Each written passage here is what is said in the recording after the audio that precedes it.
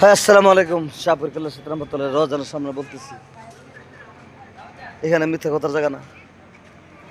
ইরানের জয় হবে ইনশাল্লাহ। এই যে ইন্ডিয়ার মসজিদগুলো ভাঙতেছে, এই যে পশ্চিমবঙ্গের যে মুসলমানগুলো অত্যাচার করতেছে, আপনারা নিন্দা জানান।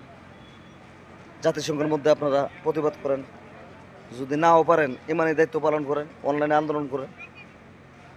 এই মুসলমানদের উপরে এই জুলুম, এই যে বিজিবি যে করতেছে শুভেন্দু অধিকারী, তার বিরুদ্ধে আপনারা অ্যাকশন করেন।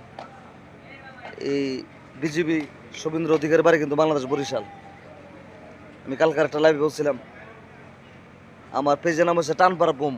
এই পেজের মধ্যে আমি লাইভে আসি, আপনার লাইক শেয়ার দিয়েন, তাহলে আপডেটগুলো পাবেন। চেসনিয়া, রাশিয়ার একটা বাহিনী আছে চেসনিয়া। এটা রাশিয়া পুতিনের একটা মুসলমান একটা দল, তারা ঢুকে পড়ছে অলরেডি ইসরায়েলে, বা জাজরা বানাই লেব। আজকে শুনতে পারবেন ইরানের জয়। আলহামদুলিল্লাহ, আল্লাহু আকবার। মুসলমানের জয় হবে, আর ইন্ডিয়ার সাথে আমাদের একটা যুদ্ধ হবে। আমি বাংলাদেশ সরকারকে বলবো, আমাদের এখন অস্ত্র দরকার। যন্ত্র ছাড়া কোনোদিন মন্ত্র হয় না। আমরা সবাই AK-47 চালাতে পারি, প্রয়োজন আমরা ট্রেনিং দেবো। এইসব জায়গার মধ্যে আমরা ট্রেনিং সেন্টার করবো। ওইরা বাংলাদেশ পুলিশ বাহিনীকে বলবো, আমরা মুক্তিযুদ্ধে অংশগ্রহণ করে ইন্ডিয়ার সাথে আমরা লড়তে চাই। কারণ ইন্ডিয়ার সাথে চোখে চোখ রেখে কথা বলতে হবে। মিস্টার তারেক রহমান, আসসালামু আলাইকুম। ভিডিওটা লাইক শেয়ার দিবেন। জাজাকাল্লাহ খায়রান। কুল্লু দুনিয়া কুল্লু নফর।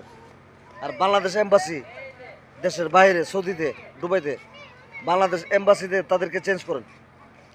তারা আমাদের প্রবাসী ভাইদেরকে অনেক ঘুষ খাইতেছে, অনেক অত্যাচার করতেছে, কিন্তু বেতন দেয় আমরা। ইন্ডিয়ান এম্বাসিতে যান, লগে লগে অ্যাকশন। বাংলাদেশের এম্বাসি কোনো কাজ করে না। আজকের নিউজ, আজকে ফোন আসছে দেশের বাইরে থেকে। বাংলাদেশ এম্বাসি যে পুরানগুলো আছে সবটি ছাড়াই করেন। মিস্টার তারেক রহমান, আপনাকে সম্মান করে বলতেছি, আসসালামু আলাইকুম। লাইকটা ভালো লাগলে, ভিডিওটা ভালো লাগলে লাইক শেয়ার এবং ট্যাগ করবেন, সবাই জানা দিবেন, যাতে তারেকের চোখে পড়ে। Mister Tarek, I have plan. এখন ইন্ডিয়া করতেছে ইউ হ্যাভ প্ল্যান। আসসালামু আলাইকুম, ভালো থাকুন।